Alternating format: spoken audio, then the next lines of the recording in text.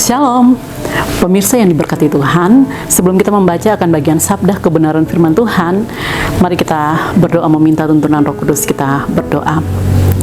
Kami datang menghampiri akan kekudusan-Mu, ya Abah, ya Bapa, ya Tuhan kami Yesus Kristus dan Roh Kudus. Tuhan yang punya firman ini, yang dapat menyatakan isi hati-Mu dan memperdengarkan suara-Mu, maka berikanlah kami ketenangan dan sukacita untuk dapat meresponi akan firman-Mu. Oleh sebab itu berfirmanlah kepada kami Tuhan, karena kami telah siap untuk mau menyambut firman-Mu.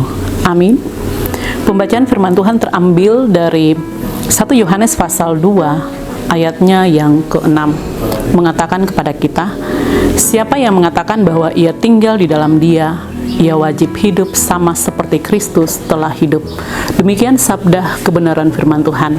Dari pembacaan ini diberikan tema mengikuti keteladanan Kristus. Pemirsa yang diberkati Tuhan, firman Tuhan yang baru saja kita baca dan renungkan secara bersama-sama, sekali lagi saya mau sampaikan kepada kita, siapa yang mengatakan bahwa ia tinggal di dalam Dia?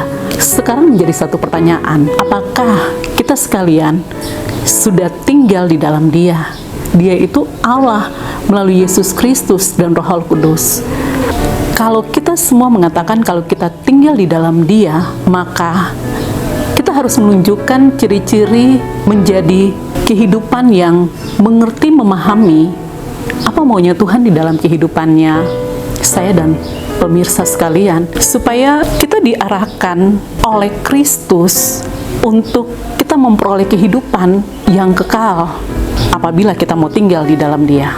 Pemirsa yang diberkati Tuhan, setiap pribadi yang mau tinggal di dalam Dia, dia akan selalu menjadi pribadi yang taat kepada Tuhan.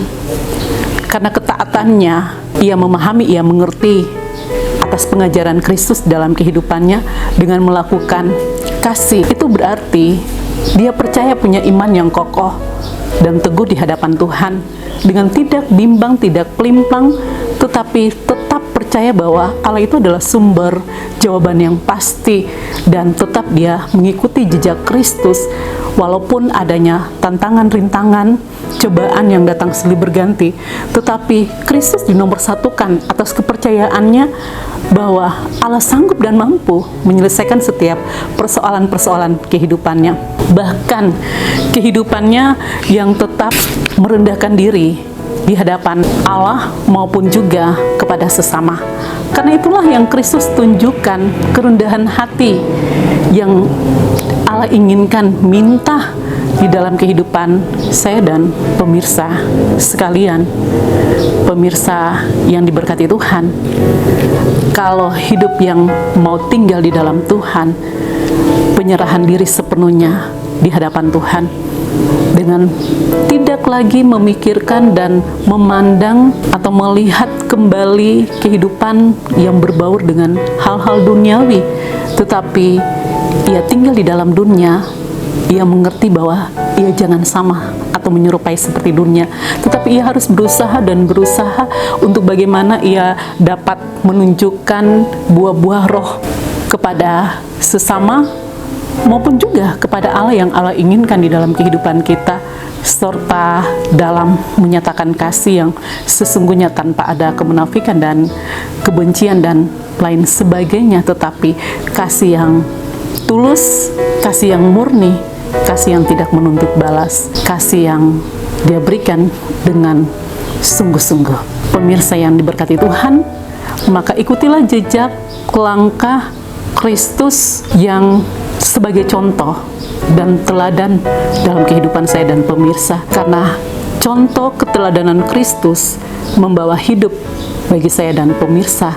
Kita tidak akan tersesat, kita tidak akan mengalami kehidupan kebinasaan, tetapi kita akan mengalami kehidupan hidup yang kekal. Jangan kita berbicara yang kekal, tetapi kita berbicara sekarang secara real dalam dunia ini yang percaya kepada Tuhan, dalam menghadapi susah, penderitaan, bahkan tantangan dan cobaan, tetapi kalau tetap menaruh iman dan percaya, harap dan kasih sepenuhnya di hadapan Tuhan, maka jawaban Tuhan selalu datang tepat pada waktunya dan mengangkat setiap beban-beban kita, karena Dia yang menanggung beban penderitaan kita, dan Dia yang akan memberikan kelegaan bagi saya dan pemirsa sekalian. Seperti Kristus, di balik penderitaan ada kemuliaan, ada sukacita, ada kebahagiaan, kemenangan yang besar yang Ia berikan bagi kita sekalian. Maka setiap pribadi yang dapat mengikuti jejak langkah keteladanan Kristus, apapun yang kau hadapi, ketika engkau mampu untuk melewati setiap persoalan-persoalan hidupmu, Tuhan selalu menyertaimu dan menjadi berkat yang dapat kau rasakan untuk engkau menjadi saluran berkat bagi sesama. Tuhan yang mempunyai firman memberkati kita.